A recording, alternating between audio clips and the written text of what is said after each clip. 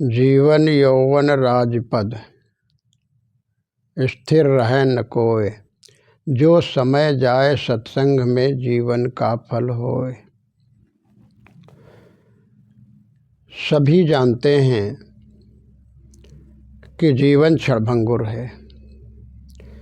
चाहे जितना सुंदर हो, चाहे जितना व्यक्ति बलवान हो, चाहे जितना व्यक्ति पढ़ा लिखा हो, धनवान हो,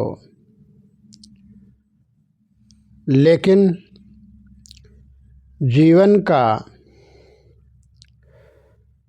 ये नहीं पता है कि कब यह जीवन का अंत हो जाएगा। क्षणभंगुर है, नाशवान है, इसकी स्थिरता नहीं है, कायम नहीं रहेगा, सदा नहीं रहेगा। और सदा रखने के लिए कोशिशें तो बहुत होती हैं, बहुत उपाय हम तुम आप सभी लोग करते हैं कि हमारा जीवन स्थिर बना रहे। बच्चे हैं तो बच्चे बने रहें, और जवान हैं तो ये जवानी जाने ना पाए। हम जवान हमेशा रहें, हमेशा बलवान रहें, तो ये कैसे हो सकेगा। चाहते तो सभी हैं, लेकिन तो भी वह चाहना पूरी नहीं होती है, और जीवन धीरे धीरे धीरे धीरे खिसकता ही जाता है, घटता रहता है, बढ़ता है फिर घटता है, और घटते घटते एक दिन पूरी तरह से घट जाता है। तो स्थिरता न बालपने की रहती है, न जवानी की रहती है, और फिर जीवन ही सारा अंत हो जाता जीवन का। तो जीवन यौवन कहते हैं जवानी को। तो जवानी स्थिर रहने वाली नहीं है। और कोई पद मिल जाए हमें, कोई अधिकार मिल गया,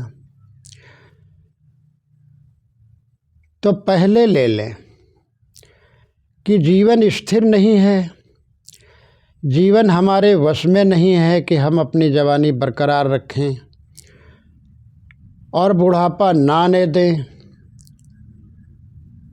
तो संकेत है कि स्थिर नहीं है, इसलिए जो कुछ तुम्हें करना है वो कर लो। कुछ बनना है तो उसके लिए तुम साधना करो, प्रयास करो, परिश्रम करो, मेहनत करो, क्योंकि ये रहने वाला नहीं। जब तक ऊर्जा है, जब तक जवानी है, जब तक बल है शरीर में, पौरुष है, तब तक हम राग विराग वैराग त्याग जो कुछ करना है वो हम कर सकते हैं। पढ़ाई लिखाई कुछ प्राप्त करना है, कुछ बनना है, तो जब तक शरीर बढ़िया रहेगा तभी तक बन सकेगा। और शरीर रहते जब बल नहीं रहेगा, ऊर्जा नहीं रहेगी, और करने की ताकत जब नहीं कुछ रह जाएगी, सोचने की क्षमता नहीं रह जाएगी, बोलने की क्षमता नहीं रहेगी, कर्तव्य कर्म करने की क्षमता हाथ पाँव में नहीं रह जाएगी, कानों से सुनने की क्षमता नहीं रह जाएगी, आँखों में देखने की क्षमता नहीं रह जाएगी, तब क्या करेंगे। तब मन ही मन पछतावा होगा कि हाय हमारे सारे दिन ऐसे ही चले गए, जवानी ऐसे ही चली गई, अब बुढ़ापा आ गया, अब क्या करें। अब किसी तरह से राम नाम धुन करके अपना जीवन गुजारना है। फिर बुढ़ापे में और ज़्यादा तृष्णा बढ़ जाती है, और ज़्यादा खाँव खाँव आदमी करने लगता है, और ज़्यादा मोह ममता बढ़ जाता है।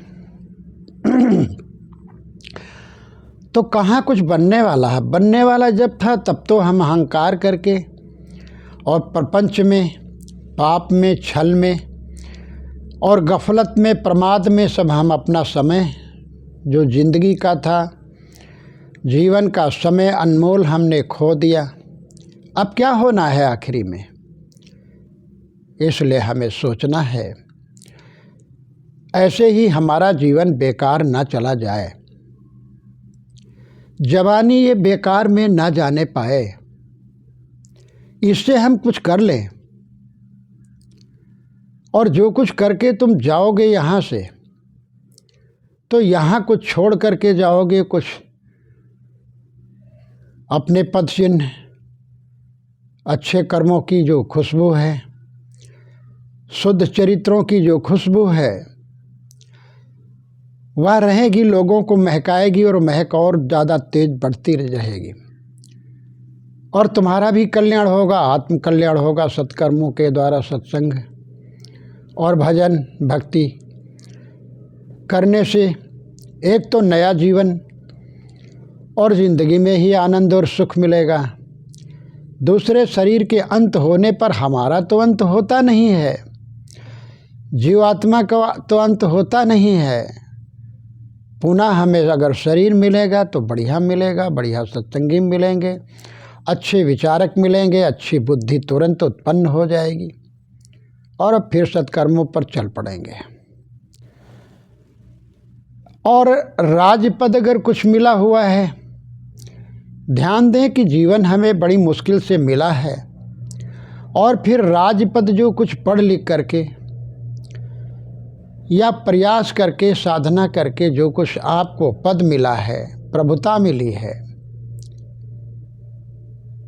ऐशो आराम के साधन मिले हैं, तो वो पद और अधिकार पा करके किसी का भला करो, किसी के द्वारा काम हो जाए, किसी का काम हो जाए तुम्हारे द्वारा, किसी का भला हो जाए, किसी का हित हो जाए, हमारे पद के द्वारा, अधिकार के द्वारा।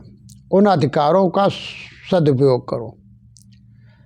तुम्हारे न रहने पर भी लोग कहेंगे, पद से हट जाने पे बाद भी लोग कहेंगे कि बहुत बड़े हितैषी थे, जनहितैषी थे, उन्होंने बहुत बड़ा काम किया है।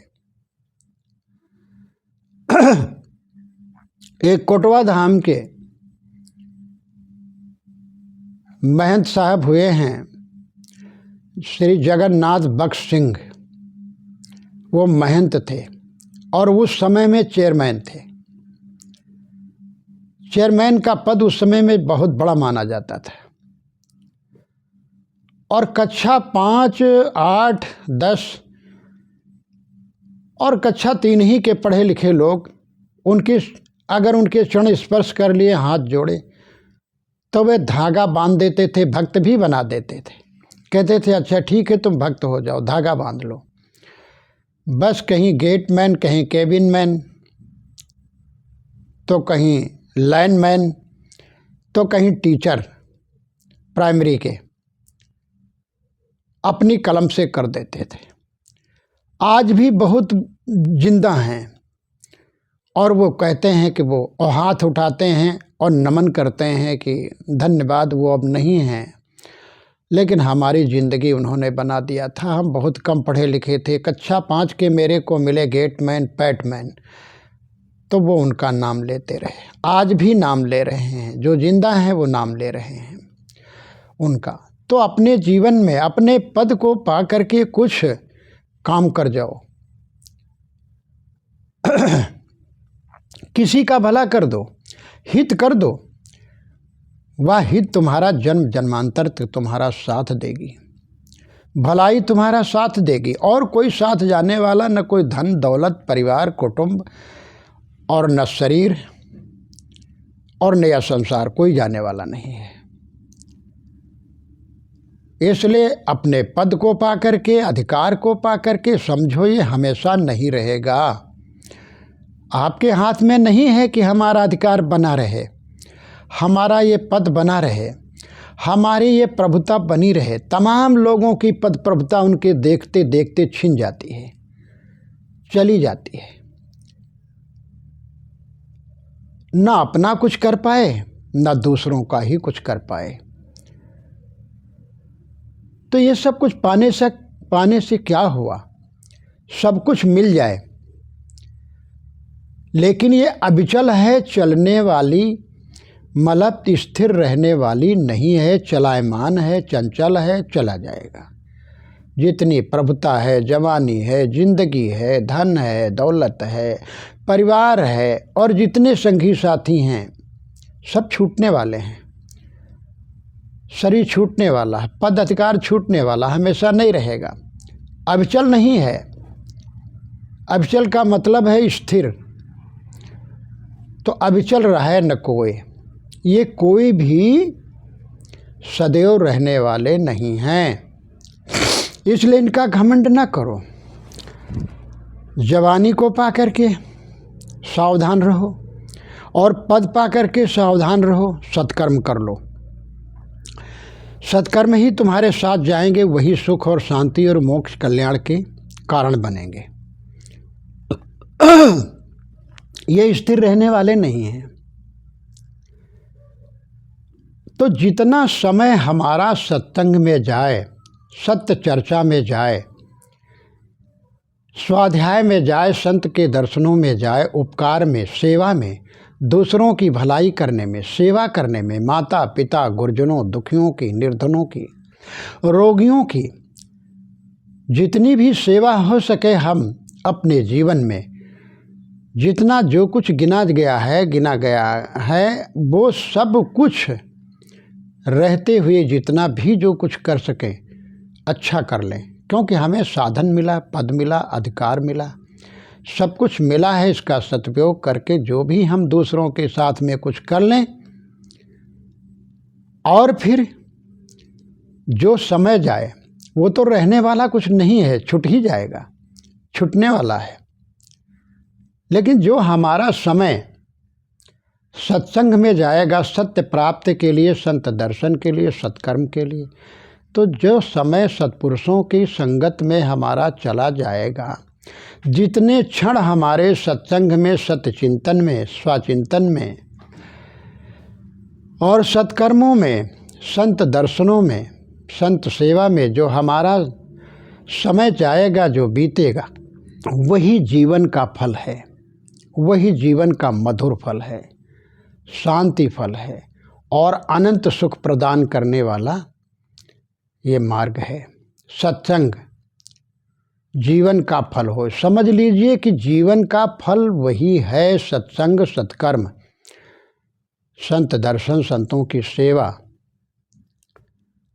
संतों के ज्ञानार्जन करना, संतों के द्वारा, सत्संग के द्वारा अपने जीवन में, अपना जीवन का जो समय है वो सत्संग में लगाओ, प्रपंच में नहीं, दुनिया की गपशप में नहीं, अपना समय बर्बाद न करो, क्योंकि जीवन न स्थिर है, न समय स्थिर रहे, समय भागता जा रहा है, साथ ही जीवन भी भागता जा रहा है।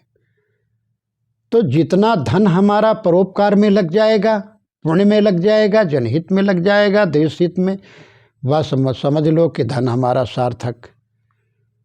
जितना हमारा जीवन सत्कर्मों में, सत्संग में, साधना में, भजन भक्ति में, संत सेवा में जितना लग जाएगा, जीवन हमारा बीतेगा, उतना ही जीवन सफल है, मोक्षदायी है, कल्याणदायी है। बाकी प्रपंच में जितना समय और धन और जितना भी जो कुछ खर्च होगा वह सब बेकार में जाएगा। इसलिए सत्संग करो, संतों के दर्शनों हेतु जाओ, जरूर जहाँ तक बन सके सत्संग जरूर करो। जो समय जाए सत्संग में, जीवन का फल होए। सत्संग कुसंग न होने पाए, कुसंग से सारे दुर्गुण उत्पन्न हो जाते हैं। इसलिए कहा गया है, सद्गुरु कहते हैं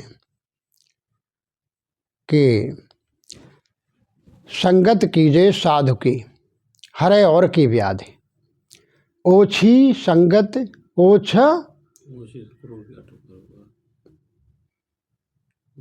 संगत कीजिए साधु की, हरे और की व्याधि, ओछी संगत कूर की, आठों पहर उपाधि। साहब कहते हैं कि साधु पुरुषों की संगत करो, जिनके शुद्ध आचरण है, शुद्ध बुद्धि है, शुद्ध कर्म है, त्याग है, वैराग्य है, जिनका मन विचार वाणी पवित्र हैं, शुद्ध हैं, आहार पवित्र है, जिनका हृदय और मन भाव विचार सब पवित्र हैं, शुद्ध हैं, ऐसे ज्ञानी पुरुषों की संगत करो।